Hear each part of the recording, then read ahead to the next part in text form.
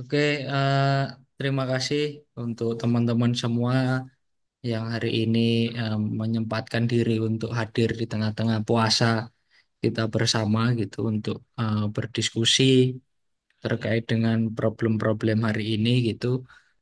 Pertama gitu, kedua kami dari DPD IMMDY mengucapkan terima kasih banyak kepada teman-teman dan khususnya Prof. Fedi Hadis yang telah menyempatkan waktunya gitu. Mungkin kalau di Melbourne ini malam gitu ya, Bro. Ya, udah malam. Eh, udah bersedia untuk menyempatkan waktunya gitu. Nah, eh, kesempatan kali ini kita coba menyusun tentang bagaimana ekstraktivisme itu hari ini menjadi satu hal yang jadi senjatanya para oligark-oligark gitu di Indonesia yang terus-menerus eh, dijalankan gitu dari baik dari sektor perkebunan ataukah kemudian sektor pertambangan dan lain halnya gitu. Di satu sisi juga terkait dengan kebijakan produksi kebijakan yang cenderung kemudian ngawur gitu untuk kemudian dikeluarkan gitu. Nah, serial diskusi sosial ekologi hari ini itu membahas terkait dengan ekstraktivisme sebagai mesin oligarki gitu, analisa hubungan kekuasaan dengan sumber daya alam gitu. Nah, eh, kita akan dibersamai oleh dua narasumber pembicara gitu. Pertama, Prof. Fedi Hadis dari University of Melbourne gitu yang juga kira-kira eh, pembimbingnya Mas Faris Alfadat gitu. Kalau di IMM kenalnya teman-teman Mas Faris Alfadat gitu. Nah, yang kedua ada Mas Taufik Firdaus selaku Ketua Umum IMM DIY yang hari ini juga sedang meneliti terkait dengan politik hukum dan hubungannya dengan ekstraktivisme di Indonesia gitu. Jadi dia sedang hendak menyelesaikan studi magisternya gitu. Nah, tanpa berlama-lama mungkin saya persilahkan kepada Prof. Fedi dulu mungkin atau Mas Daus dulu. Taufik aja duluan. Oh iya, Taufik aja duluan. Ya. baik Prof. Di Oke.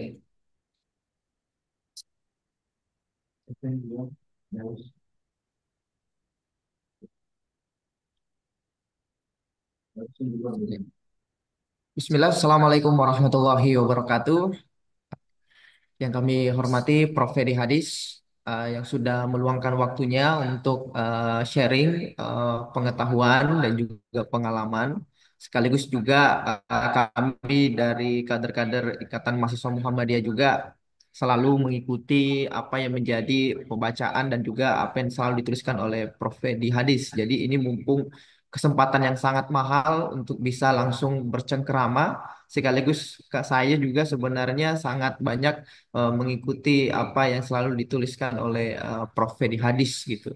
Jadi ini juga semacam bukan semacam lebih pintar ataupun juga tapi dalam kesempatan ini izinkan saya untuk memberikan satu perspektif khususnya dalam studi magister hukum di Universitas Gadjah Mada Yogyakarta. Baik,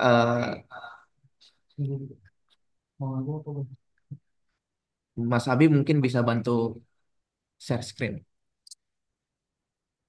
Baik, di sini saya mencoba untuk membangun satu argumentasi dalam kerangka diskusi ekstraktivisme sebagai mesin oligarki, analisa hubungan kekuasaan dan sumber daya alam. Sebagaimana judul diskusi kita pada sore hari ini bahwa akhir-akhir ini bahkan kita selalu diributkan soal apakah kemudian rezim ini cenderung melakukan dan menjadi sebagai rezim ekstraktif dengan mengupayakan berbagai macam cara untuk bisa melaksanakan agenda-agenda ekstraktivisme ini. Bahkan akhir-akhir ini kita melihat bahwa masyarakat sipil juga ikut terseret, bahkan diajak untuk melakukan industri ekstraktif ini. Maka sebenarnya patut kita lihat bahwa dalam rezim pemerintahan hari ini sebenarnya merupakan wujud dari rezim ekstraktivisme di mana merupakan corak pandang untuk mengambil sumber daya alam dengan cara yang sangat ugal-ugalan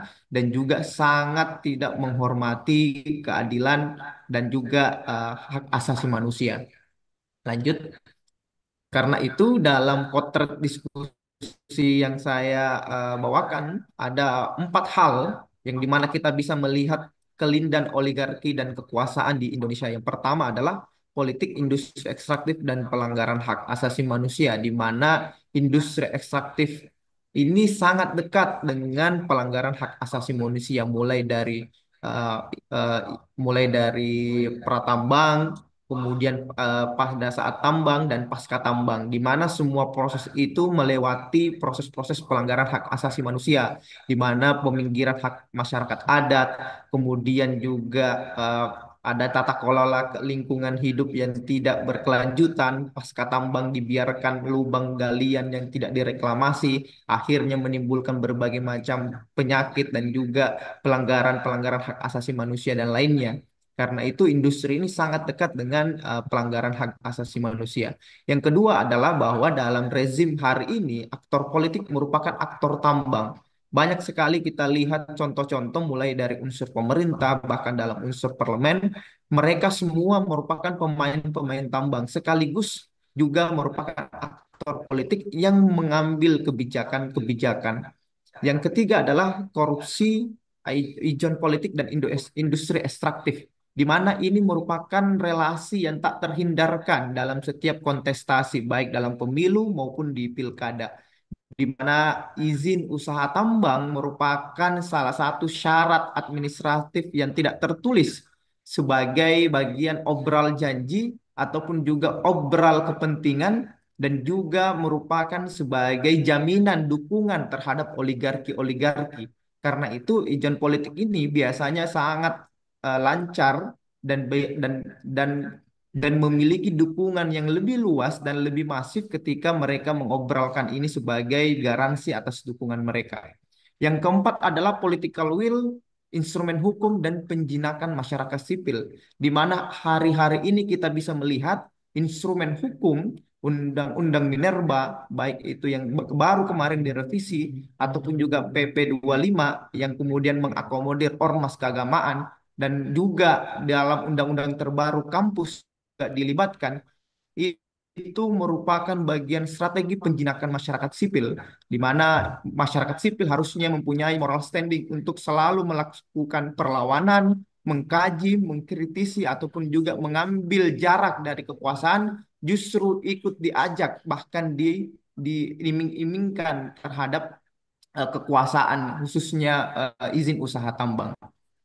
Lanjut. Karena itu, dalam konteks industri ekstraktif dan pelanggaran HAM, kita bisa melihat bahwa yang pertama, sumber daya pertambangan itu merupakan di satu sisi karena justru dia tidak pernah mengedepankan akses kesejahteraan yang berkelanjutan bagi masyarakat.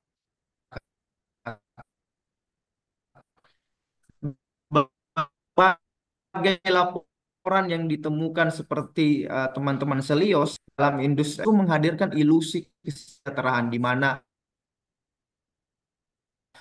mereka tidak pernah terakomodir dalam juga ini putus-putus ya.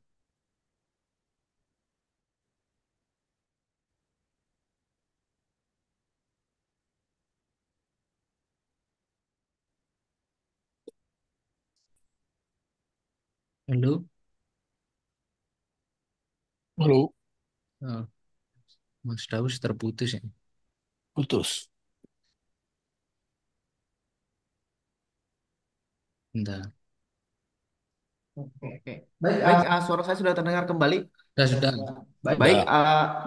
jadi dalam industri ekstraktif ini sangat dekat dengan pelanggaran HAM, mulai dari sumber daya pertambangan tadi itu merupakan suatu malapetaka di mana akses kesejahteraan justru sangat minim ya, dan juga tidak terdapat berbagai macam akses bagi masyarakat setempat yang di sekitarnya. Justru malah masyarakat setempatnya mendapatkan ribuan warisan beban pelanggaran hak asasi manusia dan juga kerusakan-kerusakan yang terjadi di sekitarnya, mulai dari dampak kesehatan, akses lingkungan, dan juga tata kelola lingkungan yang tidak berkelanjutan.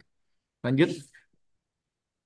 Kemudian dari aktor politik dan aktor tambang, sebagaimana yang telah dirilis oleh Jatam, ada 34 dari 48 menteri kabinet itu memiliki afiliasi bisnis, baik yang langsung maupun tidak langsung.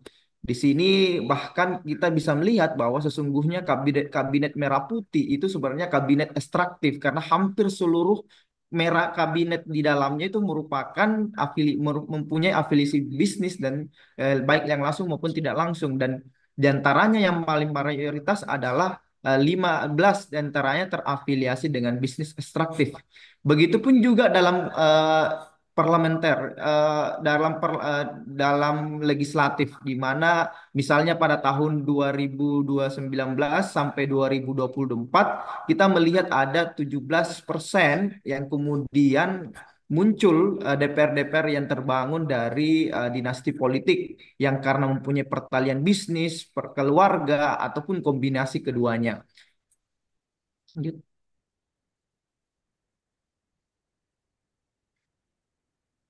Nah, maka bisa jadi kemudian kita melihat bahwa DPR sebenarnya juga mempunyai, hari ini kita melihat ada 354 DPR dari total 580 anggota DPR periode 2024 dan 2029 yang memiliki latar belakang atau afiliasi dengan sektor bisnis, yang kemudian kemudian setengahnya lebih merupakan pebisnis yang memberikan corak Dewan Pengusaha Raya gitu. Jadi banyak muncul akronim-akronim yang menggelitik bahwa sebenarnya DPR hari ini justru mewakili kaum pengusaha yang diantaranya banyak yang bermain dalam industri ekstraktif.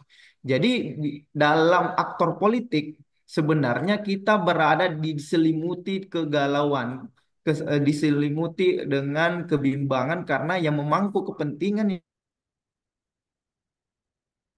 yang memangku kebijakan justru mereka orang-orang yang mempunyai jejak riwayat dari bisnis tambang itu sendiri ataupun juga bisnis-bisnis lainnya. Karena itu kita melihat ada berbagai macam produk hukum yang lahir dari pemerintah maupun DPR yang bermuara ke sana karena memang muncul paradigma yang sangat ketat, yang sangat menjorok kepada eh, state regulatory capture, di mana mereka memberikan regulasi kepada kepentingan kelompoknya ataupun organisasi ataupun bagian-bagian yang mempunyai afiliasi bagi mereka. Lanjut. Kemudian ada pun juga kita lihat, maka dari itu semua kita bisa melihat instrumen hukum yang lahir dari produk hukum baik dari pemerintah maupun dengan produk hukum DPR, kita bisa menyebut sebagai abusive legislasi karena proses legislasi yang tergesa-gesa, kemudian juga ugal-ugalan, termasuk revisi Undang-Undang Minerba yang kemarin disahkan yang hilangnya meaningful participation. Di situ juga ditegaskan ulang soal bagaimana ormas diakomodir untuk bisa mendapatkan izin usaha tambang, dan juga kampus yang juga sebelumnya dimunculkan wacana untuk diberikan izin pertambangan, tapi kemudian direvisi, tapi pada substansinya ternyata sama karena mereka tetap memberikan prioritas bagi kampus yang bekerja sama dengan perusahaan tambang. Jadi ketika kampus PUS itu kemudian bekerja sama dalam hal riset dan segala, maka mereka mendapatkan prioritas untuk mendapatkan izin usaha tambang.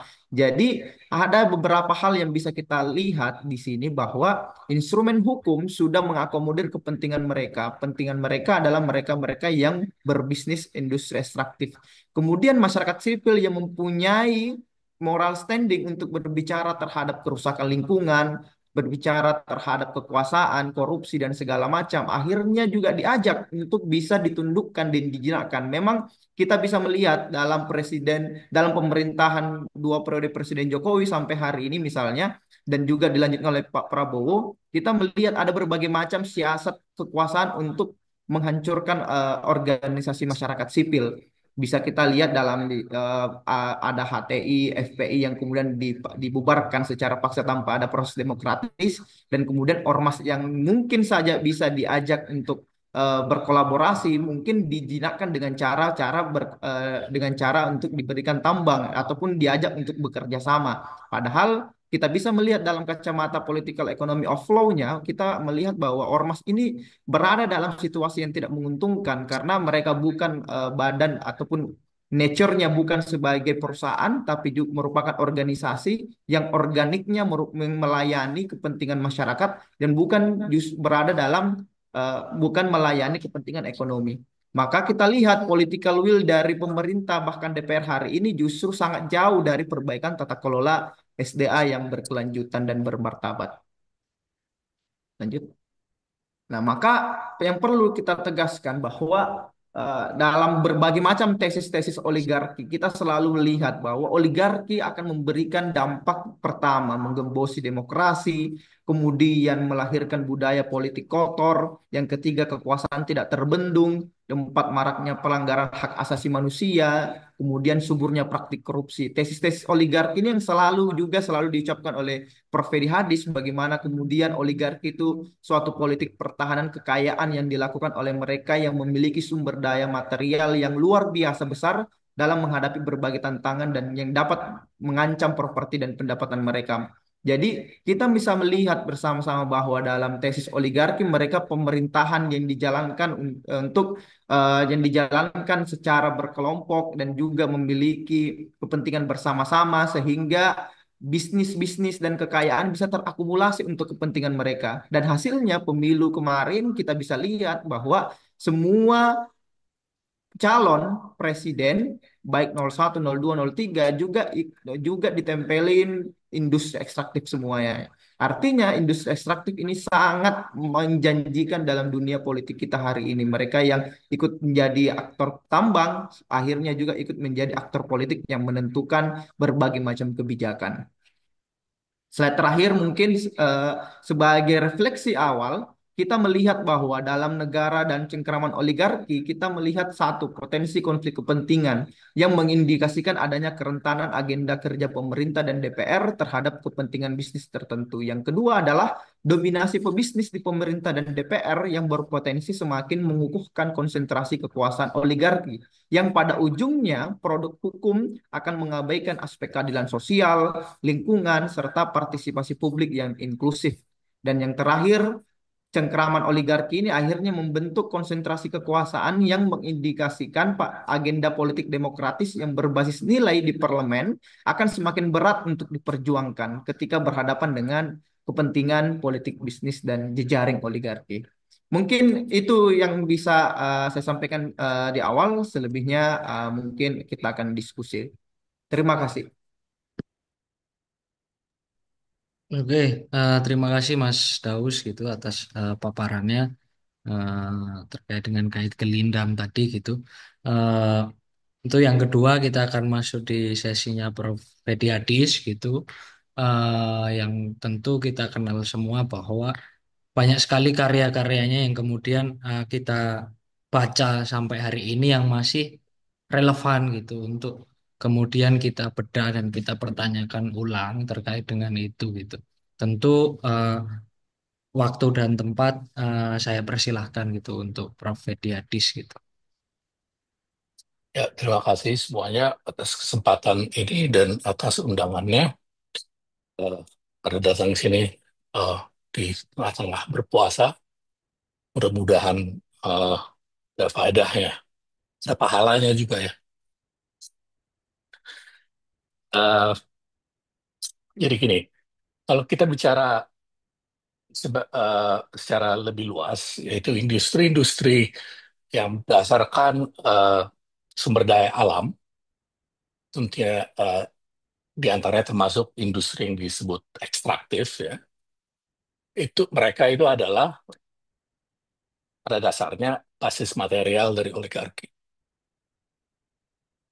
Ya. Bisa dengar saya ya, kedengaran.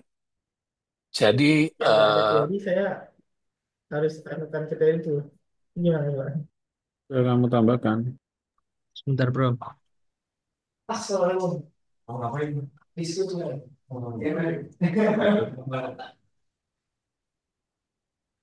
Oh, sudah bisa lanjut, bro. Oke, oke. Jadi kalau kita bicara industri yang berdasarkan sumber daya alam, eh, termasuk eh, industri apa namanya itu kelapa sawit, termasuk industri kehutanan, logging ya, terus tambang itu mereka itu secara keseluruhan bisa dibilang itu adalah basis material dari oligarki.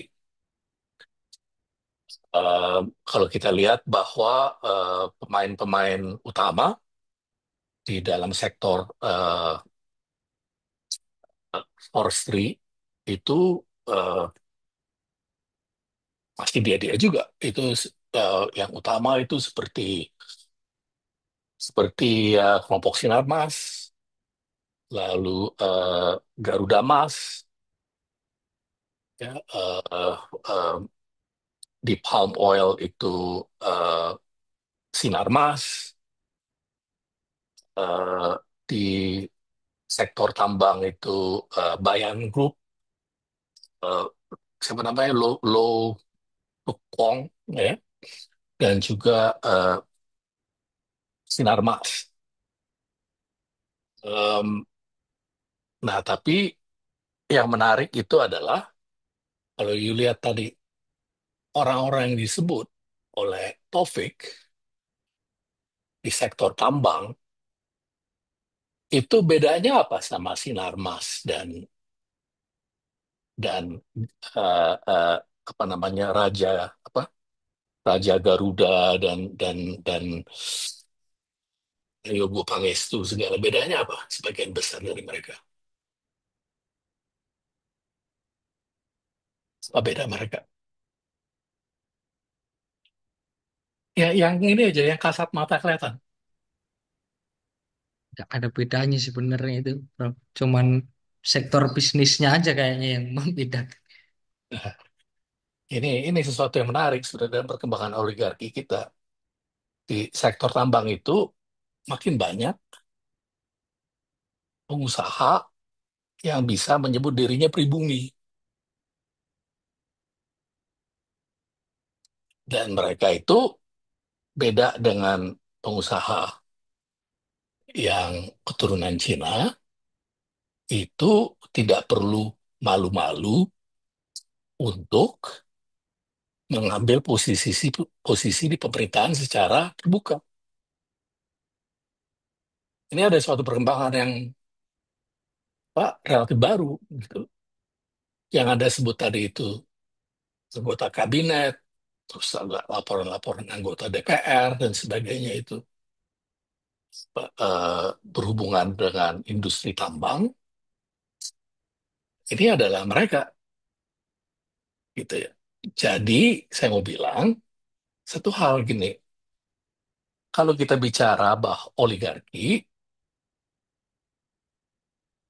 kita pertama ya menurut saya jangan hanya menunjuk kepada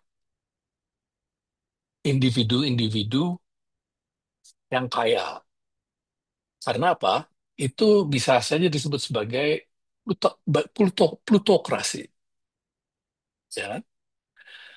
Apalagi sekarang ini saya sering lihat di WEC itu semakin sempit oligarki itu disebut sebagai secara implisit gitu ya, dipakai untuk merujuk pada pengusaha Cina, terutama dengan adanya PIK 2 ini kemarin. Ya kan, di mana apa namanya itu adalah Agung Sedayu kerjasama dengan Lim, lalu apa namanya ininya juga apa namanya temanya juga tema Cina dan sebagainya, sehingga serangannya adalah anti oligarki, tapi yang dituju itu adalah pengusaha Cina. Tapi yang ditunjukkan tadi itu adalah oligarki itu tak usah Cina, ya kan? Yang itu yang pribumi-pribumi sekarang. ya kan? Dan lebih jauh lagi, yang saya bilang tadi jangan hanya menunjuk kepada orang kaya. Karena apa? Sebenarnya kalau di dalam pandangan saya, dan ini berbeda dengan Jeffrey Winters, oligarki itu adalah suatu struktur sosial, suatu struktur hubungan-hubungan kekuasaan yang menyangkut difusikannya kepentingan-kepentingan dari bisnis besar, birokrasi, dan politisi. Jadi semua ini terlibat di dalam struktur sosial ini. Jadi kalau saya mau ngomong tentang oligarki, saya ngomong tentang struktur sosialnya. Ya. Karena di dalam sistem kita ini, ya, seperti ditunjukkan oleh orang-orang ini, you bisa jadi pengusaha, lalu mentransformasikan diri menjadi birokrat atau politisi. Birokrat dan politisi bisa mentransformasikan dirinya menjadi pengusaha. Jadi kalau kita hanya bicara pengusaha, apalagi pengusaha Cina, sempit banget gitu pemahaman kita tentang oligarki itu. Jadi itu apa secara konseptual itu dulu yang saya mau bilang karena kita ngomong tentang industri ekstraktif, ya. Lalu kita bicara tentang itu sebagai apa tadi mesin oligarki apa gitu. Ini judulnya kan. Nah, satu lagi yang kita perlu ketahui, ini dari pandangan saya ya, ini saya dan Richard Robinson, oligarki di Indonesia ini bekerja dengan cara yang kita sebut sebagai predatoris. Predatoris itu maknanya buat kita itu cukup khusus, yaitu ya, pemumpukan kekayaan pribadi lewat akses dan atau kontrol terhadap institusi publik dan sumber dayanya. Oleh karena itu, yang struktur yang saya sebut tadi itu langgeng,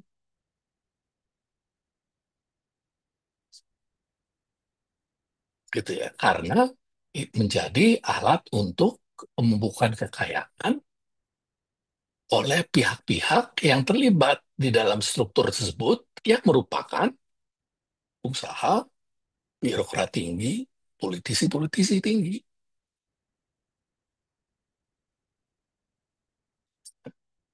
Ya. Nah, ini yang saya bilang bahwa sekarang ini mereka semakin dijalin gitu ya oleh industri-industri yang berdasarkan sumber daya alam, masuk yang secara lebih sempit kita sebut sebagai industri-industri ekstraktif atau lebih sempit lagi industri pertambangan. Ya. Nah, industri-industri seperti ini bisa menjadi satu situs untuk persaingan antar oligarki. Itu juga harus kita lihat dan perhatikan apakah itu terjadi. Jadi misalnya dengan orang-orang ini mengambil apa eh, lahan-lahan pertambangan lewat kedudukan politik mereka, maka itu menimbulkan friksi-friksi atau enggak di dalam oligarki. Misalnya, apakah itu ya menjadi suatu sumber untuk partnership aja gitu, bisa juga itu. Tapi ini mesti kita perhatikan gitu loh. Muncul nggak fraksi-fraksi oligarki yang berbeda dengan patron-patron yang berbeda karena persaingan untuk menguasai sektor yang menjadi basis material ini. Itu harus kita perhatikan. Sekarang ini upayanya oleh Prabowo adalah supaya ini nggak terjadi dengan cara mengkonsolidasikan kekuasaan politik dan ekonomi Indonesia dalam sistem yang dia bayangkan adalah sistem komando. Ya. Mana jadi itu friksi itu nggak akan terjadi kalau dia mengkomandoi semuanya. Dia itu mau seperti Soeharto. Tapi apakah itu akan jalan atau enggak? Itu mesti kita lihat. Itu ambisi dia. Sistem komando, ekonomi, dan politik. Tapi ya dia jadi situs untuk kemungkinan ya atau potensi persaingan antar oligarki. Tetapi di lain pihak tadi saya bilang karena dia basis materialnya, di- jadi oligarki ini walaupun dia bertentangan satu sama lain, dia bersatu kalau menghadapi serangan dari luar, termasuk dari ya masyarakat sipil, lah, dari komunitas lokal, dari pers, dari LSM, akademisi, gitu ya. Oleh karena itu, kita bisa melihat bahwa mereka misalnya bersatu di dalam mengeluarkan undang-undang Minerba, seperti Anda sebut. Banyak cacatnya, ya. Dan nanti saya ngomong lebih lanjut lagi tentang undang-undang ini. Kalau saya lupa, kalau ingetin karena saya udah pikun. Dan saya nggak punya catatan apa-apa ini. Ya. Ehm, dan juga ini sedang kita lupa, itu Omnibus Law kemarin, yang walaupun bagian cipta kerjanya disuruh di apa namanya itu digodok ulang, ingat itu juga klausul-klausulnya memudahkan memudahkan hancuran sumber daya lingkungan alam ya karena protokol-protokol untuk pelindungan lingkungan hidup itu lebih mudah untuk disenggalkan dan saya nggak tahu persis tapi saya belum pernah dengar bahwa klausul yang menyebut bahwa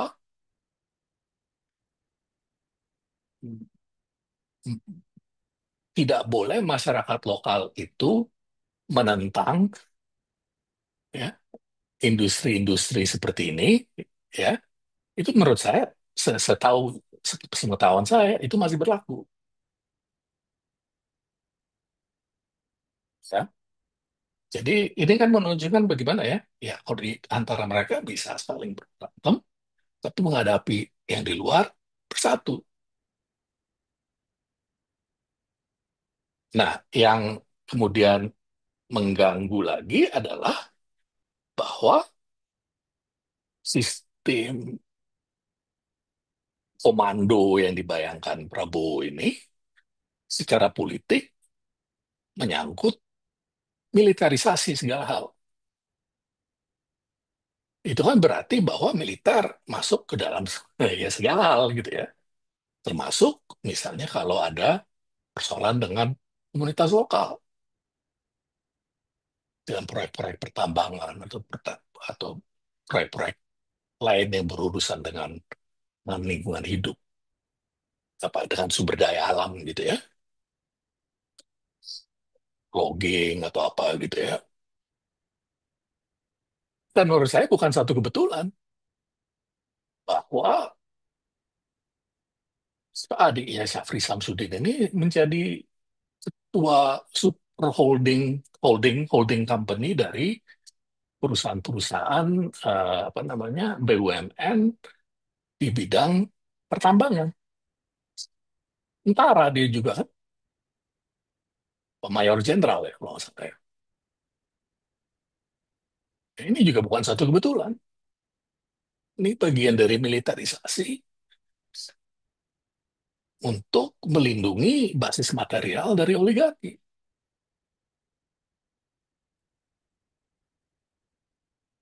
Em, satu lagi yang perlu kita lihat adalah Danantara. Danantara ini adalah cerminan komando ekonomi yang diimajinasikan oleh Prabowo ini. 900 mil, miliar US dollar akan dikuasai oleh super holding ini sebagai sovereign wealth fund. Ya. Dalam arti bahwa keuntungan dari BUMN itu tidak akan masuk kepada APBN, tetapi akan dikelola oleh super holding ini yang tidak bisa diaudit, yang dipimpin oleh orang-orang yang punya kepentingan dalam industri-industri ekstraktif, dan yang bertanggung jawab hanya kepada presiden.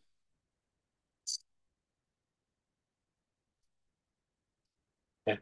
Termasuk BUMN-BUMN di bidang-bidang ekstraktif yang kita ngomongin tadi itu kan. Ini jadi bisa dikomando.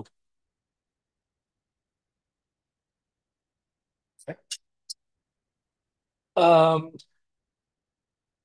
tapi kalau kita lihat konstelasi yang akan muncul, menurut saya sih kira-kira begini. Kalau kita bayangkan bahwa salah satu dari impiannya Prabowo dan juga Jokowi sebelumnya adalah disebut hilirisasi. Ya, hilirisasi dari sektor tambang ini kan, ya, eh, produksi nikel dan sebagainya untuk meningkatkan nilai tambah dan sebagainya. Menurut saya sih yang akan terjadi adalah BUMN akan menjadi bulldozernya, jadi mengambil risiko, mungkin didukung oleh itu keamanan apabila diperlukan, dan swasta itu masuk kalau udah beres gitu. Tapi nggak ada teknologinya. Modal investasinya ya terbatas. Jadi dari mana? Dari Cina, Republik Rakyat Cina.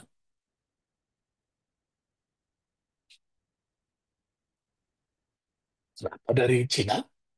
Karena dia juga melakukan hal yang sama di Afrika, di Asia Tengah gitu ya, untuk migas,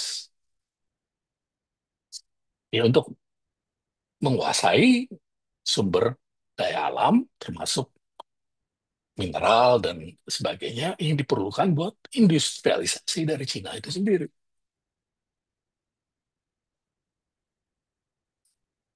Ya kan? Dan dia kalau investasi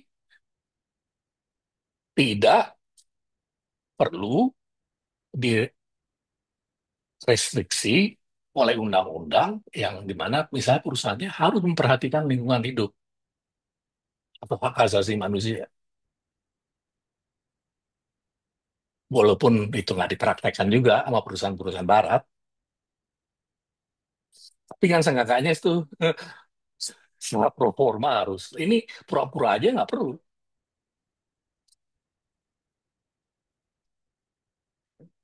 Dan lebih jauh lagi, menurut saya, yang akan terjadi adalah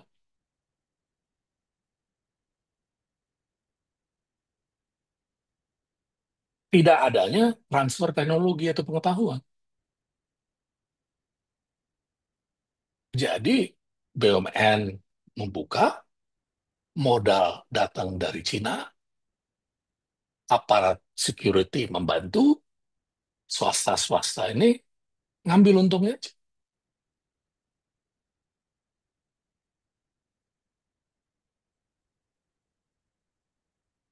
Dan jangan lupa dari BUMN ini kan karena di bawah struktur Danantara ini, dan ya kita juga tahu tanpa Danantara juga ya kemungkinan untuk modal secara pribadi lewat penguasaan BUMN juga terbuka lebar dari dulu kan. Apalagi di sektor-sektor di mana eh, ya menjadi semakin penting di dalam perekonomian Indonesia.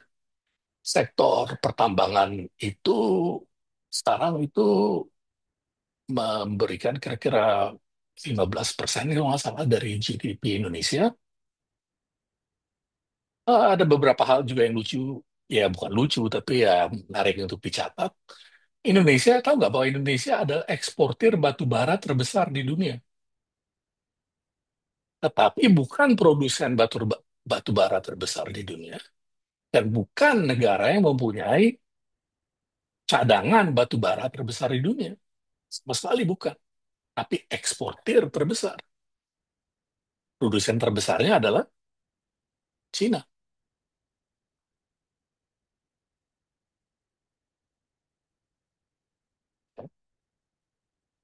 Jadi ya kita mesti, menurut saya sih ya memahami, ya itu saya sih ngomong konstelasi ekonomi politiknya ya. Kadang-kadang orang bilang ngomong apa sih lu, gue nggak ngerti. Tapi ya kalau nggak ngerti ya, kalau terus kemudian ditipu terus ya salah sendiri gitu. Ya menurut saya kayak gini-ginian yang kita mesti tahu gitu. Dan karena perlunya investasi dari Cina itu, you lihat bahwa walaupun Prabowo ini dari bapaknya itu musuhan sama Lim Suyong, oke lah gitu, gue deketin RRC, gue bawa ini konglomerat termasuk Antoni Salim, Prayogo dan Tommy Winata segala bawa kan ke Cina bulan November yang lalu kemudian rapat kan di istana ya beberapa hari yang lalu.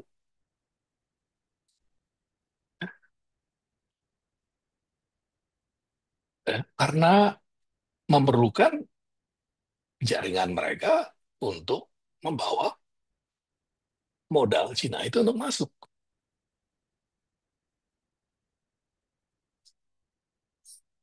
Di lain pihak, tapi seperti saya bilang, itu ada juga yang masuk di dalam sektor ini bukan lewat akses kepada modal Cina, tapi lewat posisi-posisi politik mereka. Termasuk orang kayak Haji Isam gitu ya, yang dia nggak punya posisi politik, tapi saudaranya di kabinet kan, Menteri Pertanian tuh ya. Lalu ada beberapa konco-konconya juga kan di kabinet itu. Nah, apa ini kemudian menjadi friksi, saya nggak tahu. Gitu. Tapi kalau menjadi friksi, di sini juga kita harus lihat, ini mungkin terlalu jauh ya, terlalu panjang, tapi muncul kekhawatiran saya bahwa konflik antara oligarki ini kemudian akan bisa jadi disarakan gitu.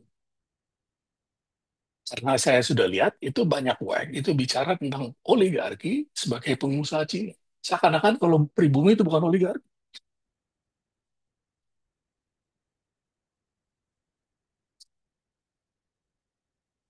Ya.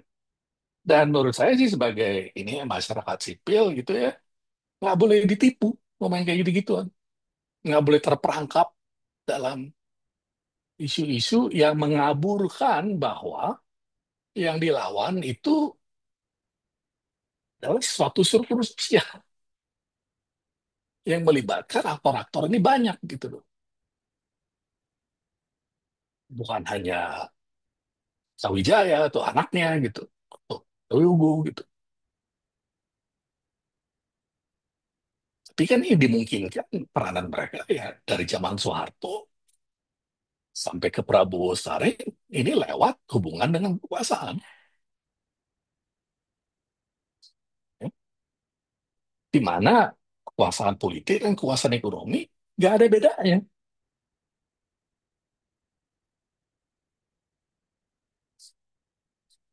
Kekuasaan ekonomi bisa termanifestasi sebagai kekuatan politik dalam arti mempengaruhi kebijaksanaan, kekuasaan politik bisa termanifestasi sebagai kekuatan ekonomi karena kekuasaan pada kebijaksanaan dipakai untuk memperkaya diri. ya kan?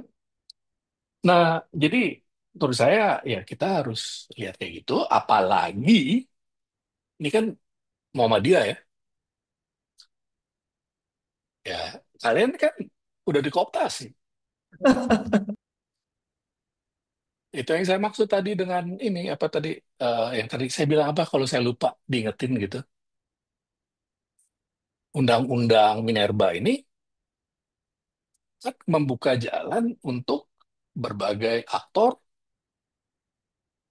untuk masuk ke dalam sektor pertambangan, termasuk organisasi-organisasi keagamaan. Nah, ditahu bahwa NU pertama yang terima itu, ini saya ngomong aja nggak apa-apa lah. Saya sempat nulis email ke Pak Busro Kodas, bos kalian. Saya bilang, janganlah Muhammadiyah ikut-ikutan kayak gini-ginian. Dia bilang, mudah-mudahan enggak. Tapi kemudian ya, sebagai organisasi kan nggak tahan juga. Apa nggak ikut? Kalau nggak ikut, nanti tekanannya gimana? Kalau ikut, ya mungkin keuntungannya lumayan. Jadi kan terkooptasi. Tapi lebih dari itu, ya, yang mesti dilihat adalah kalian yang dikooptasi dengan menerima cuma rimah-rimah doang dari kegiatan ekonomi yang sangat menguntungkan ini. Kalian kan dikasih tambang-tambang yang udah ditinggalin sama orang-orang lain. Dan lagi pula, nggak punya teknologinya, nggak punya kapitalnya, nggak punya sumber daya manusianya. Jadi harus kerja sama sama siapa? Mau oligarki juga kan. Itu yang saya bilang kalian dikooptasi. Nah ini apa ini ikatan apa mudanya ini diam aja atau gimana? Saya nggak tahu. Ini saya ngomporin dikit nih. Jadi Anda juga mesti lihat bahwa ini bagian dari kebiasaan lebih luas ini Prabowo ini untuk menggelontorkan kebiasaan-kebiasaan yang sifatnya populis, yaitu ada bansosnya, ada makanan bergizinya, ada lagi ada bagi-bagi tambang. Yang mesti dilihat adalah, dan sekali lagi, ini saya bilang, mesti diperhatikan kalau memang bagian dari masyarakat sipil, bahwa sebenarnya kebijaksanaan populis seperti ini bukannya memihak rakyat, tetapi untuk melindungi oligarki dari kritik dari rakyat lewat kooptasi, masuk kooptasi kalian. Oke, segitu aja dulu ya. Makasih. Oke, terima kasih banyak Prof gitu. Jadi kalau kita di DPD YMMDI kita buat satu kertas posisi menolak keputusannya Muhammadiyah gitu. Jadi Oh, kalian satu menolak ya. gajuan Oke. gitu. Nggak Tapi didengerin ya tapi ya. ya cuman di media aja, Prof. Jadi gitu gitu. Tapi ada Hmm. beberapa hal tadi sangat menarik dari Prof Edi itu terkait struktur sosial gitu. Ada struktur Hmm. kelas gitu artinya di dalam pembentukan oligarki itu gitu. Terus kemudian ada komando ekonomi yang kaya kaya kepemimpinannya Prabowo ini sangat komando gitu dari segala sektor gitu.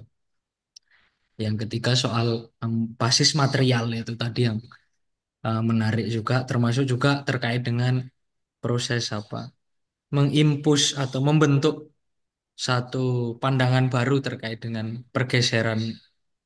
Jadi yang dikatakan oligar itu sebagai orang-orang yang bukan non pribumi gitu. Padahal misalnya kita lihat si siapa yang Kalimantan itu Haji Sam itu, wah, dia bisa mengerahkan satu Hmm. eh, kompi itu untuk mengawal masuk ke Merauke gitu kira-kira. Hmm. Iya, Mungkin iya. ada bedanya sebenarnya dengan term-term oligarki apa dia sebagai oligarki juga gitu. Nah, tetapi eh, mungkin menarik ini kalau Cak David kasih pandangannya gitu, Pak David Effendi itu kan salah satu di struktur eh, Muhammadiyah juga, Prof gitu. Di Hmm. di di apa di bawah naungannya Pak Bushro Mukodas juga gitu. Monggo Cak David kalau ada pertanyaan atau pandangan lain gitu. Dulu ketemu di Jogja ya? Ya, Oh Prof. iya, ya. Terima kasih Mas Abi dan teman-teman IMM, terutama Prof. Widyadis. Saya senang dan apa ini kesempatan yang bagus Pak Fedi membersamai, mengompori, memprovokasi ya teman-teman muda Muhammadiyah untuk punya positioning intelektual yang kuat terkait dengan ya sekarang meluasnya cengkeraman ya. Dulu Pak Fediadis mengisi mengisi refleksi akhir tahun Muhammadiyah ya, salah satu Hmm. 2022 mungkin ya, apa 2021 ya, 2021 kayaknya Pak ya. itu ya, ya itu sangat relate banget bahwa kalau ada istilah cengkeraman oligarki semakin menguat, saya kira hari ini cengkeraman ke ormas juga sangat kuat. Bagaimana, Hmm. saya tidak tahu, Prof. Edi mengamati NU dan Muhammadiyah. Salah satu hal yang mungkin sederhana, saya mengamati diskursus tentang kebutuhan uang, Hmm. bahwa ada fenomena kira-kira semua orang, organisasi, kampus, itu butuh uang besar untuk menjalankan aktivitasnya. Argumentasi di teman-teman NU sangat kuat, NU butuh uang karena organisasinya besar, tapi Muhammadiyah argumentasinya agak sedikit soft. Muhammadiyah untuk memperluas dampaknya di masyarakat, ya membutuhkan resource baru untuk mem- memperkuat pengkhidmatan di baik di ranah nasional maupun global. Jadi sebetulnya psikologi membutuhkan uang besar. Ini ternyata rasional bagi banyak pihak ya, bagi banyak pihak. Itu yang pertama. Yang kedua adalah bagaimana dalih Undang-Undang pasal UD 45 pasal 33 itu juga bagi kalangan modernis seperti Muhammadiyah sangat make sense ya, bahwa selama ini eh, penguasaan sumber daya alam oleh pengusaha-pengusaha, korporasi-korporasi baik lokal maupun nasional maupun global ya yang berada di sektor tambang ekstraktif itu kemudian menjadi, mudah-mudahan Pak Fedi juga mengamati, kayak menjadi kesadaran, entah ini kesadaran palsu atau kesadaran beneran ya, di kalangan kelompok-kelompok Islam, kelompok-kelompok ormas, yang seperti orang seperti Yusuf Kala, mungkin juga men-trigger Muhammadiyah, kenapa nggak Muhammadiyah yang mengelola? Kalau dikelola korporasi asing, ya uangnya kemana-mana, dinikmati orang luar. Kenapa nggak ada pengusaha Islam yang bermain di situ? Walaupun Haji Ihsan juga Islam ya. Ya, Iya. bisa mengkooptasi banyak ormas itu nampaknya. Dan juga main di pemilu ya. Di elektoral politiknya juga sangat kuat. Cengkeraman-cengkeraman Haji Batubara itu. Tapi kesadaran selama ini dianggap korporasi di bisnis ekstraktif itu lebih banyak di kalangan non-Muslim gitu ya. Ini kan semacam provokasi sebetulnya ya. Saya melihat provokasi yang pertama dengan UUD 45 tentang sumber daya alam untuk kemakmuran sebesar-besarnya rakyat itu, yang itu harus diwakili dengan kekuatan ormas misalnya, di provokasinya itu kira-kira. Ini provokasi ini IMM juga perlu tahu ya, Apakah itu provokasi yang pas atau seperti apa? Karena punya dalih dalih sentimen undang-undang 45 ya, pasal 33 sama dalih sentimen agama. Jadi itu itu sudah sangat sempurna menurut saya, di punya fondasi konstitusi, kenapa harus mengambil itu, lalu punya sentimen agama, sehingga ada tokoh Muhammadiyah yang bilang, kenapa rakyat Indonesia atau di media sosial terutama ya, tidak memperkarakan korporasi yang mengeruk tambang untuk memperkaya mereka, tetapi ketika ormas ingin masuk ke bisnis itu dibully habis-habisan. Kira-kira ada curhatan tokoh seperti itu ya. Padahal kita tiap hari ya IMM berkelahi dengan oligarki kan, kira-kira begitu.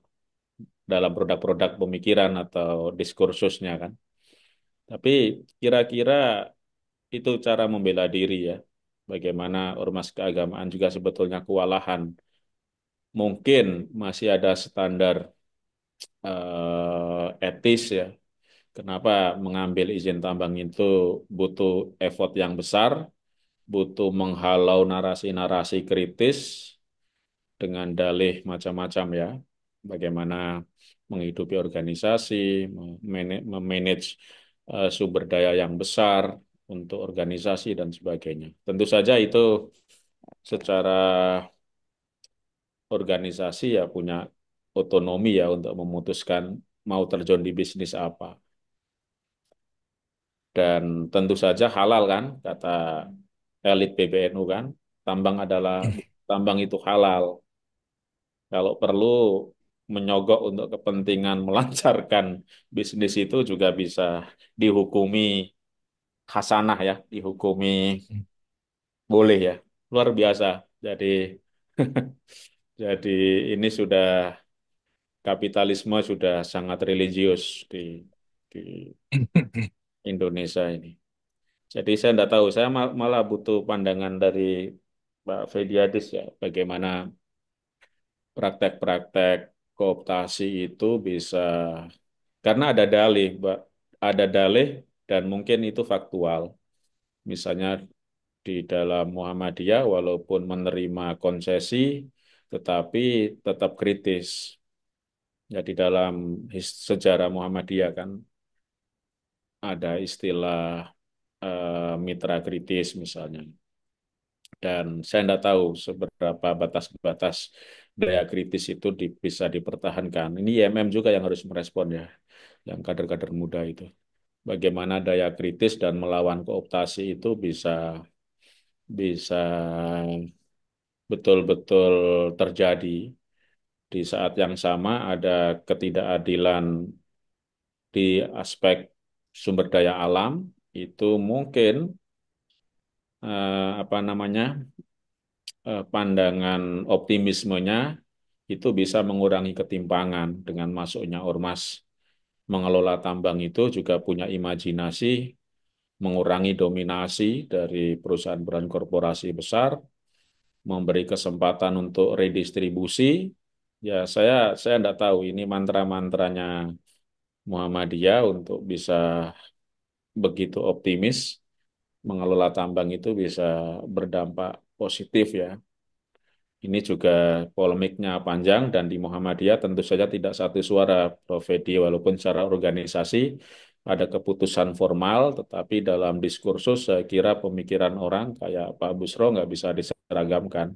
Tetap dissenting opinion, tetap punya positioning intelektual atau moral etis, tetapi sebagai organisasi memang juga ada hal yang bersifat formal keputusan.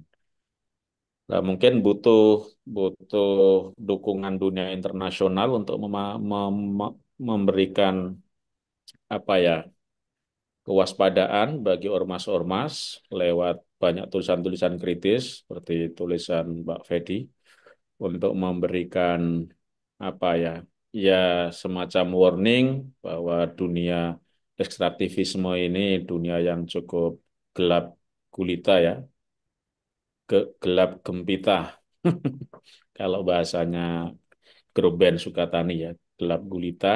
Ya, jadi penting untuk ada dukungan-dukungan intelektual bagaimana ormas ke depan ini apakah akan meninggalkan umatnya dan akan punya mainan baru, bisnis baru yang mungkin secara kapital jauh lebih besar daripada mengharapkan iuran anggota atau uang pangkal anggota yang kecil atau dari sedekah, infak ya. Memang ekstraktivisme, bisnis ekstraktif menjanjikan uang besar dan itu secara psikologis ternyata bisa mengisi kegalauan elit bahwa kita butuh uang besar untuk menggerakkan organisasi. Jadi sebetulnya organisasi telah terjebak bahwa uang adalah segalanya dan Hmm. itu harus memicu berpikir kapitalistik. Mungkin itu dulu Pak Fedi, saya diajak ngobrol tiba-tiba aja ini. Tadi saya pengen menyimak saja sambil habis nguji skripsi di kampus. Ya. Makasih Pak Fedi. Terima Ya, kasih, mari sama-sama. eh, Cak David. Kira-kira Prof. Edi mau jawab dulu atau kita buka pertanyaan dulu? Mungkin saya jawab pendek aja lalu Oh dibuka ya, ya. boleh, boleh. Saya mau bilang aja bahwa em, yang dilakukan ini sebetulnya seperti saya bilang tadi itu ya. Mungkin buat Muhammadiyah besar, tapi buat mereka itu hanya rimah-rimah aja yang dikasih. Jadi dalam menerima rimah-rimah ini yang dilakukan Muhammadiyah adalah melegitimasikan perampokan massal yang dilakukan oleh oligarki ini. Jadi tadi untuk mendanai organisasi, tapi untuk mendanai organisasi melakukan apa? Mendanai organisasi untuk melindungi oligarki, atau malah mendanai organisasi untuk kepentingan rakyat. Ya begitu dulu saya. Ya. Mungkin perlu dibuka pada yang lainnya. Oke, oke, Saya dengerin aja dulu yang lain bicara ya. oke, oke. Terima kasih, Rob. Dari teman-teman kita mungkin buka 3 pertanyaan dulu untuk sesi pertama ini gitu. Mungkin dari teman-teman silahkan kalau mau berbicara melalui eh, chat misalnya atau melalui message gitu ya atau melalui silahkan angkat raise hand gitu untuk bertanya atau bahkan menyatakan pandangannya gitu. Mungkin begitu teman-teman. Apakah ada yang mau bertanya?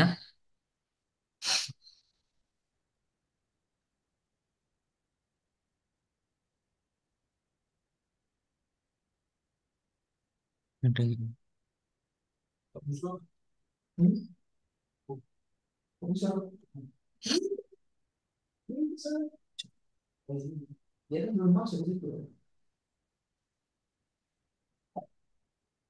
Ya, sebenarnya malah mungkin saya dulu gitu ya, Prof. Saya mulai dari saya Oke. sendiri dan Mas Daus gitu.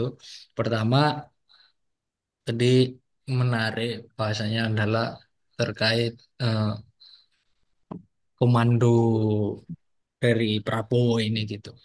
Jadi model komando ini. Nah, yang kedua adalah terkait dengan berkembangnya oligarki itu. Nah, kira-kira pertama oligarki yang ada di Indonesia ini sebenarnya daya tahannya itu sejauh mana gitu.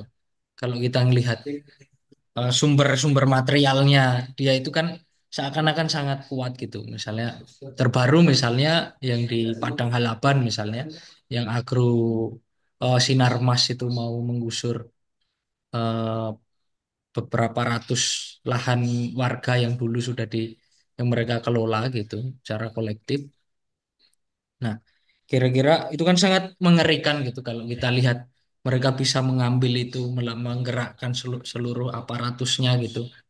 Tetapi kira-kira sejauh mana sebenarnya daya tahannya oligar di Indonesia ini gitu dibandingkan misalnya dengan negara-negara lain gitu.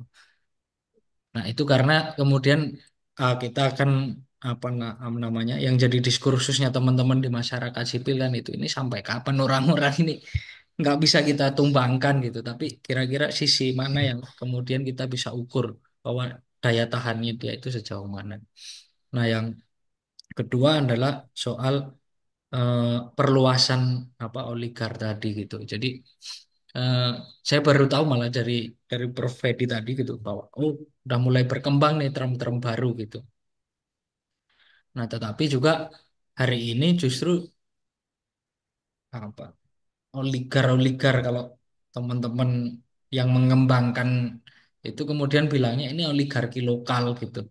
Oligarki yang eh, tumbuh dari bawah gitu. Karena sektor-sektor industri manapun gitu, termasuk pariwisata gitu, misalnya di Jogja itu sudah mulai tumbuh di di DIY gitu. Bahkan investor-investor besar itu udah masuk di pedesaan-pedesaan itu gitu untuk mengelola kapitalnya gitu ya, mengekspansi kapitalnya dengan cara bekerja sama gitu. Jadi ada proses penundukan gitu di situ oleh oligar-oligar ini kepada warga yang seakan-akan relasinya itu kemudian sejajar gitu. Nah, ini Hmm. kira-kira eh, apakah kemudian kita bisa perluas itu makna oligarki itu sampai ngomong bahwa ini lokal gitu supaya misalnya term soal ras tadi rasisme itu tadi nggak subur gitu Hmm. hari ini gitu. Itu yang ketiga sama sama Mas Daus itu bahwa kira-kira kalau nggak salah Mas Daus kan mengkaji soal politik hukum gitu ya politik hukum terbentuknya PP 25 gitu. Nah, ada abusive legalism gitu tadi di sana. Apa misalnya abusive legalism ini bentuk proses penundukannya itu seperti apa sih gitu kira-kira?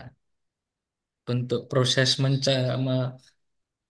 mengeliminir atau bahkan membentuk produksi aturan baru itu seperti apa pada akhirnya sehingga dia bisa dikatakan abusif gitu. Itu dulu mungkin dari saya. Terima kasih. Eh, Monggo siapa duluan yang mau menjawab? Ya, Taufik aja dulu. Baik, Prof, karena bagiannya Prof tadi, saya juga mau ikut belajar tadi pertanyaannya Mas Abi. Jadi bagian saya dulu aja dalam perspektif hukum ya. Jadi memang eh, dalam pembentukan hukum sekarang itu kita masuk ke dalam situasi autokratik legalism ya, bagian autokrasi hukum di mana memang dalam lawmaking prosesnya itu sudah dikerjakan dengan cara-cara manipulatif. Mereka sudah kong kali kong di balik meja dan kemudian eh, tujuan dan kepentingannya menyatu hingga nanti akrobatik formalisme hukum aja pengesahan dan hilangnya transparansi aja yang nanti yang ditunjukkan dimunculkan di publik gitu. Jadi seperti Undang-Undang KPK, Cipta Kerja, Minerba yang tahun 2020, kemudian juga edisi tahun 2025, semuanya hampir sama, tabiatnya hampir sama, yaitu tabiat-tabiat autokratik legalism. Sampai pada tahap di mana formalisme hukum itu hanya dibuat sebatas prosedural gitu. Padahal dalam sisi pembentukan hukum, paling penting adalah soal bagaimana pengakuan keterlibatan dari masyarakat ataupun juga kepada subjek hukum untuk dimintai pertanggungjawaban pendapat yang pada gilirannya itulah yang paling menentukan dalam proses pengesahan hukumnya gitu. Jadi kita mesti melihat bahwa akrobatik produk hukum hari ini tuh diciptakan oleh akrobatik politik yang dimana itu dalam situasi yang sangat menghilangkan adanya meaningful participation dari sisi pembentukan hukumnya. Jadi kalau misalnya tadi bagaimana sih sebenarnya proses pembajakan itu dimulai ya memang partai politik kita memang dimulai dari bahwa partai kita sudah tidak mempunyai demarkasi yang jelas antara batas ideologinya gitu. Pada gilirannya semuanya berkoloni dengan kepentingan ekonomi, dengan kekuatan ekonomi. Jadi misalnya ketika kemudian hajatannya itu kemudian diganggu ataupun mereka punya hajatan yang besar dengan tujuan yang bersama, gampang saja mereka membuat undang-undang, membuat hukum yang kemudian pada gilirannya bisa disahkan secara hukum gitu. Maka sekarang muncul berbagai macam kajian hukum kritis yang kemudian melakukan kajian bahwa hukum yang disahkan tanpa adanya partisipasi publik sebenarnya bukanlah hukum gitu, tapi hanya sebatas aturan dan hanya sebatas regulasi yang tidak bermakna. Jadi di situ sebenarnya dimulai pembajakan-pembajakan itu, mulai dari partai politik yang kemudian diisi oleh para pemangku kepentingan yang berafiliasi dengan bisnis ekstraktif, baik itu batu bara, kemudian juga sawit dan juga bisnis-bisnis lainnya yang mempunyai kapital besar. Pada gilirannya juga akan melakukan akrobatik hukum yang juga melakukan ekspansi kepada parlemen gitu. Jadi begitu, Mas Habib. Oke, terima kasih Mas Daus. Oke, Gitu. jadi daya tahannya, daya tahannya kalau kita lihat sejarahnya cukup luar biasa. Karena salah satu hal yang dibilang oleh Robinson dengan saya adalah wah, oligarki ini dibentuk pada zaman Orde Baru lewat suatu sistem yang sifatnya otoriter. Tetapi kemudian mereka bisa beradaptasi ke dalam sistem reformasi yang mempunyai pemilihan umum dan sebagainya ya. Jadi institusinya institusi demokratis dan tetap menguasai politik, menguasai pembuatan kebijaksanaan, dan melindungi kekayaan mereka tanpa diperlukannya negara otoriter. Cukup lewat pemilu, cukup lewat partai politik, sekali lewat ormas-ormas. Jadi itu daya adaptasinya sangat tinggi. Jadi kalau mengharapkan bahwa dia nggak bisa napas itu mungkin ya kita duluan yang nggak bisa napas. Dan lagi pula ini ya apa kan terjadi regenerasi. Jadi ya misalnya Bakri ya sekarang anaknya yang kerja Lim, anaknya sekarang udah ada generasi baru lagi ya. Eka Wijaya itu anak-anaknya itu yang jalanin Sinarmas. Politisi-politisinya ya Jokowi kan 25 tahun lalu ada. Itu menjadi pembela oligarki. Ya, jadi orang-orang ini sih bisa berubah. Tapi makanya saya bilang, ya, ya mungkin sebagai akademisi gitu yang kita lihat adalah struktur sosialnya, hubungan-hubungan kekuasaan yang dilibatkan oleh struktur sosial tersebut. Kalau kita bertumbuh pada individunya, kita bilang, oh, suatu udah nggak ada. Gitu. Atau si ini udah nggak ada. Gitu. Tapi kan struktur sosialnya tetap ada. Hubungan-hubungan kekuasaan masih ada. Dan kita bisa melihat bahwa konsentrasi kekayaan di Indonesia justru menjadi lebih parah di zaman reformasi daripada di zaman Orde Baru. Tapi mungkin tepatnya, lebih tepat dikemukakan bahwa proses konsentrasi kekayaan yang sudah dimulai pada masa Orde Baru dilanjutkan di masa reformasi dan sampai kepada tingkat yang lebih tinggi. Jadi kan ini artinya bahwa reformasi sama sekali tidak berhasil untuk menolak kecenderungan untuk terjadi konsentrasi kekayaan yang diakibatkan ya kalau di dalam perspektif saya tadi itu hubungan antara modal dan kekuasaan.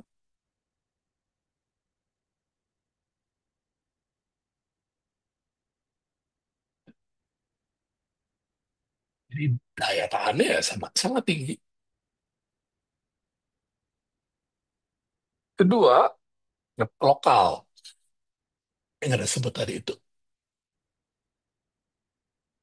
Dugaan saya, sebagian besar yang lokal itu, ya tidak semua, di sebagian besar yang lokal itu bisa ditelusuri kepada bagian-bagian pinggiran dari sistem patronase Orde Baru dulu itu ke tingkat lokal, ke tingkat provinsi, kabupaten, desa. Jadi saya sempat penelitian tentang desentralisasi, ini udah 15 tahun yang lalu gitu ya.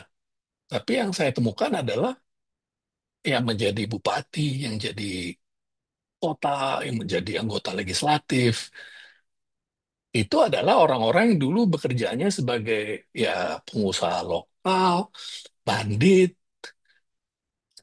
tokoh ormas, tokoh partai lokal yang bagian dari sistem patronase Orde Baru yang tadinya bersifat tunggal, ya kan? Nah, semuanya di bawah sistem komandonya Soeharto itu. Ya. Nah, yang terjadi dengan desentralisasi itu adalah bahwa kemungkinan untuk muncul yang ada sebut oligarki lokal itu menjadi lebih terbuka karena mereka bisa merampok secara lokal, ya, tanpa harus selalu bagi-bagi ke atas. Walaupun kita lihat bahwa pendulum itu ya antara resentralisasi dan desentralisasi itu bolak-balik. Karena misalnya eh, kan dulu berbagai industri yang di, di, di, diregulasi oleh pemerintah pusat diberikan ke daerah, kemudian diambil lagi oleh pusat, ya kan? Nah, tapi lepas dari itu, kita bisa lihat bahwa kita ambil ini aja deh, batu bara gitu ya. Apa kemampuan apa untuk munculnya oligarki lokal karena penguasaan terhadap batu bara aja itu luar biasa besar. Ambil contoh Kutai Kartanegara di Kalimantan Timur. Beberapa tahun yang lalu, saya lupa namanya siapa, yang menjadi bupati di situ, menerbitkan hak itu pengelolaan batu bara berkali-kali lipat daripada sebelumnya. Ya kan? Dan apa namanya, walaupun banyak wewenang itu diambil kembali oleh pusat, secara real kalau kita di daerah, apa ada harus berurusan dengan bandit-bandit daerah? Ya kan? Jadi memang iya, bisa muncul oligarki-oligarki lokal itu yang Anda bilang ada investasi dari pusat, itu sangat membantu, itu bisa berarti kerjasama gitu ya. Tapi juga kadang-kadang juga ada apa yang lokal itu yang memang pengen mempunyai derajat otonomi otonomi tertentu lah gitu ya. Ya itu yang desentralisasi sebenarnya itu membangkitkan imajinasi tentang mempunyai otonomi yang tinggi untuk merampok. Nah sekarang ini banyak hambatannya. Ini yang salah mereka navigasi. Gimana bisa merampok? Via Jakarta nggak perlu marah sama kita lagi.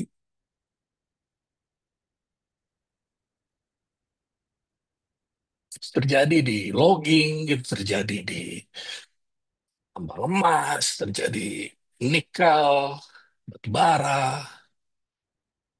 semua yang berurusan dengan sumber daya alam, udah pasti.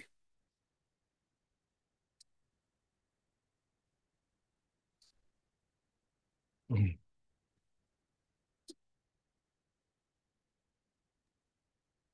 Oke, terima kasih Prof. Fedi dan Mas Daus gitu. Tapi ini ada satu pertanyaan dari Mhm. Fauzil Mubin gitu ya di kolom komentar gitu. Eh,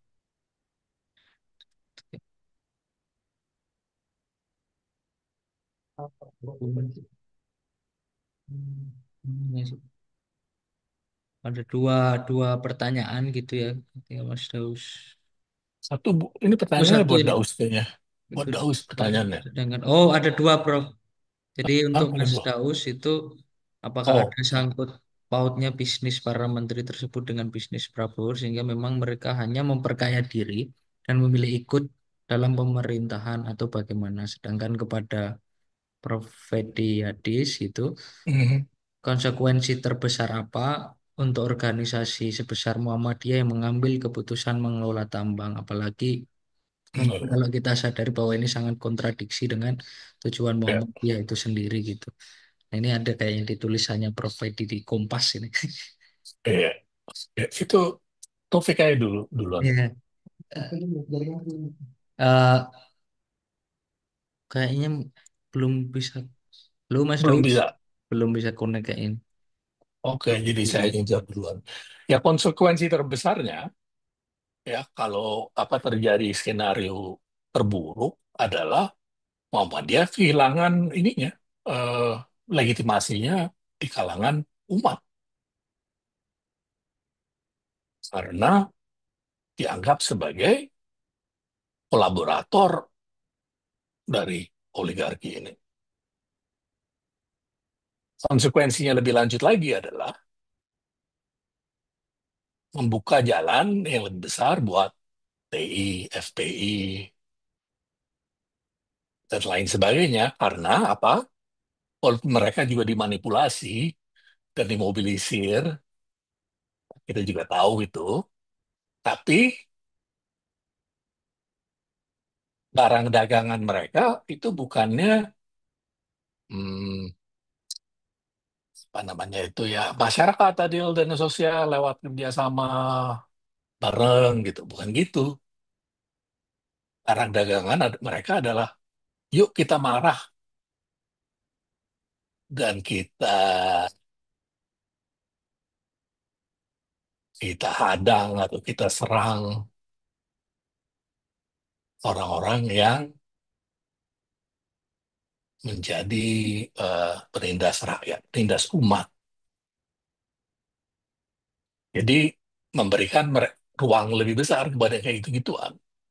Kalau Muhammadiyah itu kehilangan sebagian pun dari legitimasinya di kalangan umat. Dan sebetulnya dari penelitian saya beberapa tahun yang lalu, bicara dengan petinggi-petinggi Muhammadiyah juga, ada semacam kekhawatiran bahwa itu yang sedang terjadi. Dengan juga NU itu loh.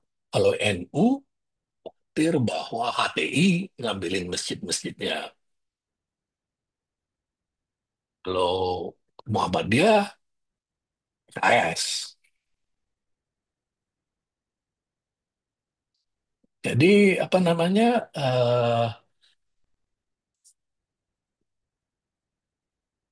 bisa terjadi apa namanya pihak-pihak yang retorikanya lebih keras lah gitu ya. Walaupun ini juga kadang-kadang cuma pertunjukan aja gitu. Walaupun anak buahnya sih percaya gitu, tapi atasan-atasannya itu kan juga jadi apa namanya alat ya. Ya kayak gituan bisa lebih lebih muncul. Apalagi kalau urusan-urusan yang saya bilang tadi itu betul-betul disarakan. Jadi kemampuan Muhammadiyah ini untuk bilang, oh ya kita ini apa namanya masyarakat plural gitu, ya semakin kali dengar gitu. Itu salah satu konsekuensi di dalam skenario yang termasuk yang terburuk menurut saya.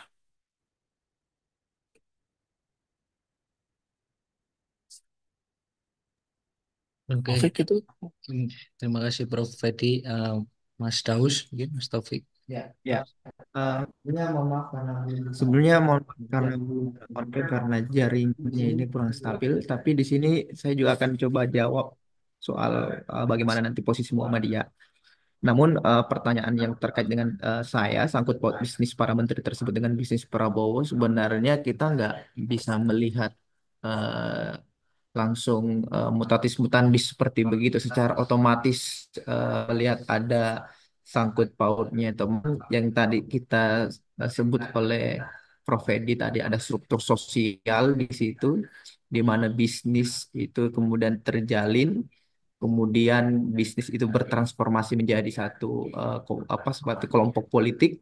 Pada gilirannya transaksi yang terjadi justru transaksi kepentingan ekonomi gitu.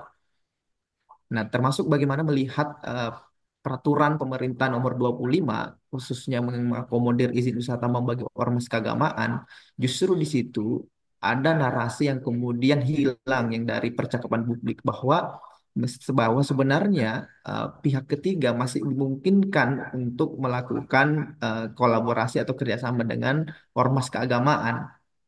Dia menjadi mentor atau dia menjadi semacam apa istilahnya coachingnya lah. Padahal pada gilirannya mereka lah yang kemudian juga akan ikut bermain. Jadi ormas pada satu sisi juga berada dalam situasi yang pelik karena mereka juga pasti akan terjun di dalam dunia yang baru mereka geluti. Mereka butuh mentor dan mentor-mentor itulah yang kemudian muncul kembali dengan aktor-aktor lama. Jadi saya pikir memang pertalian-pertalian ini juga kita bisa lihat dalam potret kepentingan bisnis sekaligus ada pertalian politik di situ. Jadi bagaimana kita bisa melihat adanya perkawinan silang antara kepentingan ekonomi dan kepentingan politik yang kemudian secara otomatis akan memperkaya dirinya atau paling tidak mempertahankan kekayaannya yang sudah ada atau paling minimal adalah mempertahankan akses sumber daya yang sudah mereka miliki begitu. Boleh saya tambah sedikit di ini? Boleh, Boleh boleh. saya tambah sedikit? Ini kebetulan aja, ini lagi nulis sesuatu dan lagi buka ini ya. Ini di antara perusahaan milik Prabowo ada PT Nusantara Kaltim Coal yang beroperasi dalam bidang batu bara di Kabupaten Kutai Timur. PT Nusantara Energindo Coal beroperasi di bidang tambang batu bara, dimiliki Prabowo bersama PT Ithaca Resources. PT Airbara Persada Nusantara beroperasi di tambang batu bara lain di Kabupaten Kutai Timur, Kalimantan Timur. PT Nusantara Wahau Coal dalam industri tambang dimiliki bersama PT Nusantara Energindo. Kalau secara lebih luas, urusan sumber daya alam yang bukan tambang ya, PT Tusam Hutan Lestari yang beroperasi di industri kayu dan hutan. PT Tanjung Redep Hutani yang berlokasi di Kabupaten Berau, Kalimantan Timur. Jadi, eh, iya, dia di situ.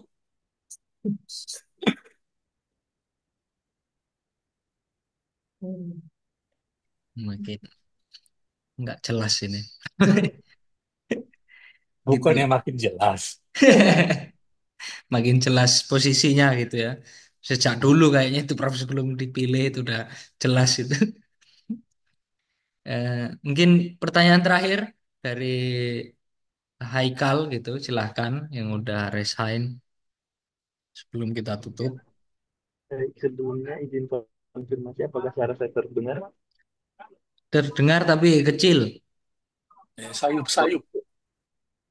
Kalau ini apakah sudah Nah, itu baru terdengar tuh. oke? Izin program ya Prof dan Mas Abi karena lagi kurang kondusif. Sebelumnya saya sangat setuju apa yang dikatakan oleh Mas Taufik Firdaus tadi terkait ya. Sebelumnya perkenalkan nama saya Haikal dari BDIM MBSKM. Kemudian saya sangat setuju terkait pendapat Mas apa yang dikatakan Mas Daus tadi terkait produk hukum yang terkait misal UU Minerba atau UU Ciptaker yang dalam tanda kutip menguntungkan oligarki itu malah dipercepat prosesnya secara ugal-ugalan. Namun sementara kalau menurut saya apa RUU yang lebih menguntungkan atau berpihak ke masyarakat itu malah prosesnya dilama-lamain. Salah satunya itu RUU masyarakat adat yang udah sekian lama udah ada RUU-nya, ditambah udah ada naskah akademiknya, malah sampai sekarang belum disahkan oleh DPR dan pemerintah pusat itu sendiri. Kemudian terdapat kebijakan politik atau political will dari pemerintah pusat juga terkait PSN itu yang malah menitik beratkan pada percepatan ekonomi secara terang-terangan, padahal administrasi atau proses yang untuk memenuhi mengurangi dampak ke lingkungan secara besar-besaran atau signifikan malah dilonggarin seperti itu ada mekanismenya sendiri malahan. Kemudian saya ada dua pertanyaan, Prof, untuk ditanggapi. Yang pertama yaitu apakah ada titik temunya? Karena kan proyek-proyek yang dari merujuk ke oligarki itu sangat merugikan masyarakat terdampak begitu, berdampak ke masyarakat. Apakah ada titik temu antara misal besok atau suatu saat nanti, semisal masyarakat itu udah sangat dirugikan, kemudian besok akan gimana nih ujung-ujungnya? Karena sampai sekarang juga udah cukup ada yang kelihatan, salah satunya banjirop di pantai utara Pulau Jawa sama dampak dari hilirisasi itu ada jalanannya full rusak dan lain sebagainya serta proyek energi terbarukan itu kualitas air di masyarakat jadi buruk begitu. Kemudian apa sih titik temu dari situ gitu. Kemudian di pertanyaan nomor dua yaitu untuk sekarang kan pemerintah pusat lagi menggalakkan proyek-proyek besar seperti hilirisasi, kemudian ekonomi hijau, dan lain-lain yang sebenarnya juga merujuk untuk ke oligarkis itu. Nah, apakah sebenarnya itu full ke oligarki atau besok-besok hasilnya akan kelihatan untuk kepentingan umum atau kepentingan masyarakat seperti apa yang dijanjikan pada saat pemilu atau kampanye kemarin-kemarin, Prof. Terima kasih. Terima kasih Haikal gitu. Mungkin siapa dulu yang menjawab itu, Mas Daus atau Ya, mungkin saya dulu, Prof. Ya. Terima kasih Mas Haikal. Jadi sepakat ya, memang kalau kepentingan hajat publik, hajat masyarakat itu kadang terlalu banyak dalihnya, kadang terlalu banyak retorisnya, kadang inisiatif, kadang saling lempar ini inisiatif pemerintah, ini inisiatif DPR. Kadang kalau sudah ada produk hukum yang cacat administratif dan prosedural, dibilang itu bukan inisiatif DPR, itu bukan inisiatif pemerintah gitu. Kayak mantan presiden bilang KPK itu merupakan inisiatif DPR. Padahal pada gilirannya kalau dalam rezim legislasi di Indonesia, presiden, eksekutif, dan legislasi itu dua-duanya ikut bertanggung jawab gitu. Kalau misalnya produk legislatif itu kemudian tidak disahkan oleh presiden, ya juga tidak berlaku juga gitu. Jadi kedua-duanya mau eksekutif, mau legislatif, semuanya ikut bertanggung jawab, termasuk RU perampasan aset yang kemudian hari saling lempar ini inisiatif pemerintah, inisiatif DPR, ataukah juga undang-undang RUU pekerja rumah tangga yang juga agak pelik dan juga memiliki berbagai tantangan, itu juga memiliki situasi yang sangat berbeda dibandingkan dengan ketika merevisi Undang-Undang Minerba, mengusung Undang-Undang Omnibus Law, merevisi KPK. Jadi situasi kebatinan hukumnya juga sangat berbeda gitu. Termasuk bagaimana peraturan pemerintah PP 25 itu hadir, itu justru inkonstitusional karena karena bertentangan dengan undang-undang di atasnya gitu. Jadi hari-hari ini hukum itu tidak ada lagi marwahnya gitu.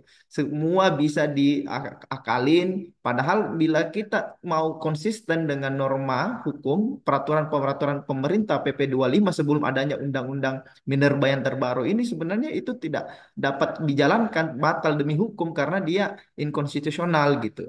Jadi bagaimana tadi disebutkan bahwa kepentingan-kepentingan hajat publik itu sering tersendak karena kepentingan politik ataupun kepentingan ekonomi itu justru lebih dikedepankan oleh para politisi kita gitu. Jadi itu tanggapan saya, Mas Haikal.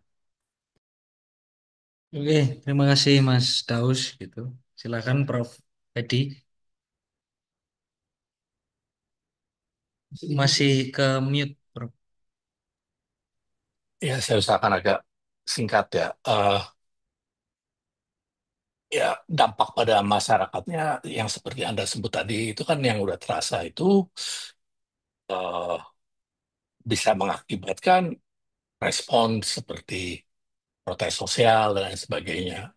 Tapi yang saya mau bilang adalah bahwa itu tidak otomatis terjadi. Rakyat yang udah terbiasa ditindas, ya menganggap ditindas itu normal. Dan kalaupun ada protes dan sebagainya yang didukung oleh siswa atau golongan masyarakat lain, cenderung sifatnya sporadis dan reaktif. Jadi ada masalah di Rempang, semua orang ke Rempang. Udah gitu lupa. Ada masalah di itu desa yang di PIK 2 itu apa namanya? Hodut, apa namanya tempatnya? Saya lupa. Nah, semua ke sana. Bulan depan udah lupa. Dia reaktif gitu dan sporadis. Dan saya kira yang berkuasa juga sudah berkalkulasi bahwa kalau ada respons ya kayak gitu. Kirim aja preman-preman, kalau perlu ya polisi dan atau tentara, ya bulan depan juga hilang. Sampai muncul lagi persoalan lain gitu. Ya kan yang makanya yang perlu itu ya gerakan sosial yang sifatnya nggak cuma reaktif. Nah, IEM ini bisa menjadi sesuatu pelopor dari sesuatu hal, sesuatu yang seperti itu ya saya nggak tahu. Tapi ya memang apa bukannya berarti tidak ada respons, tapi walaupun respons itu juga tidak otomatis, tapi respons itu sifatnya reaktif. Jadi nggak nggak efektif. Eh, Soal ini ya, yang kedua itu, masih diingat gini, bahwa Prabowo ini bilang dia mau meningkatkan, apa namanya, dia mau meningkatkan pertumbuhan ekonomi itu menjadi 8%. Padahal selama ini 5% aja susah banget. Dan 5% itu masih berdasarkan sebagian besar itu konsumsi masyarakat, bukan investasi. Ya. Nah, jadi kalau mau 8%, itu mesti investasi besar-besaran. Investasi besar-besaran ini dari mana?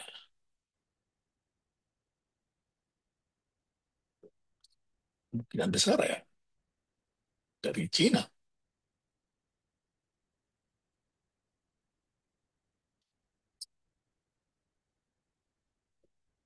Dan seperti saya bilang, itu investasi seperti itu nggak memperdulikan protokol-protokol lingkungan hidup,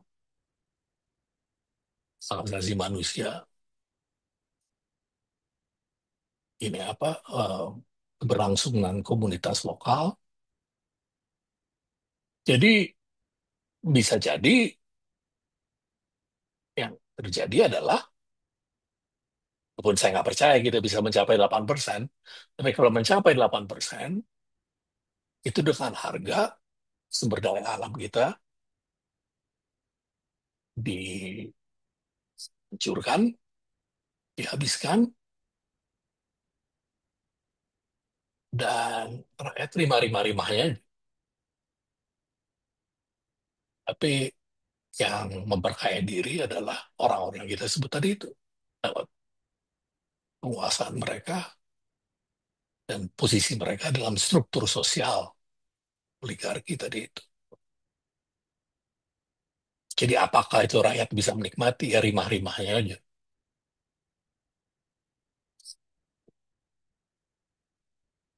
Oke, terima kasih Prof. Fedi gitu. Mungkin karena ini sudah setengah enam gitu ya, jadi teman-teman kayaknya perlu untuk cari eh, mempersiapkan buka puasa gitu. Jadi ceramah hari ini cukup semakin merumitkan kita semua bahwa realitas yang terjadi ya memang seperti ini gitu. Tetapi di satu sisi juga membantu kita untuk semakin memperluas lagi diskursus kita, semakin dalam lagi terkait dengan realitas yang hari ini terjadi gitu.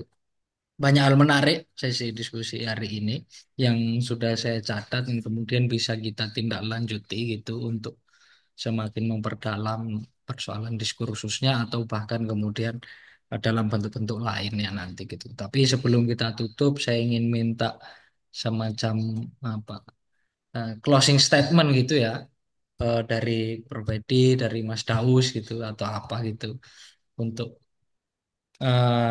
membantu kita gitu, membantu ke depan apa yang mesti kita kita perjuangkan gitu di tengah daya tahan oligar yang semakin kuat, dia semakin mencengkram gitu. Itu mungkin. Kira saya ngomongnya udah cukup banyak, jadi saya cuma bilang ini aja deh. Saya bilang ini ya, selamat, selamat berbuka puasa sambil memikirkan oligarki. Iya, selamat berbuka puasa. Kayaknya gitu aja, Prof.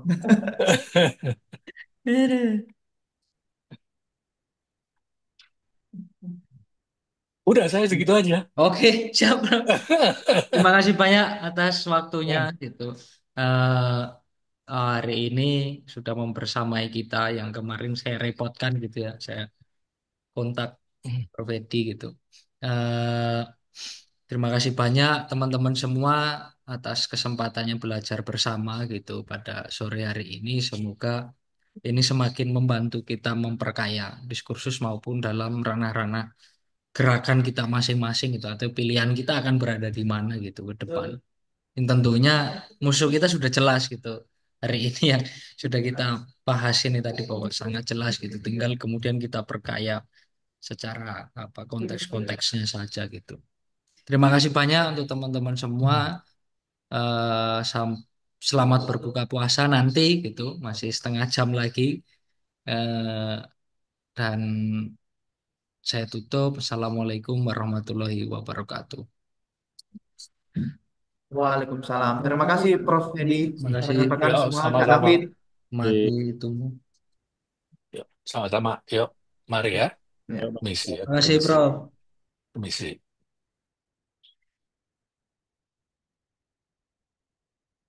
Wih, Adi Setiawan. Asik. Temenku.